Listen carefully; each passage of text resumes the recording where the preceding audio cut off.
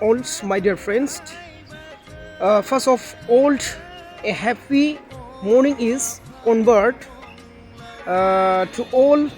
I'm very happy today. We have come to the headquarters Guwahati of the Steel Fair Association today on behalf of the Golaghat District Dularai Parrots Association. So friends, you can please share this video and also subscribe to my Daugah Harimu Afad blog video channel.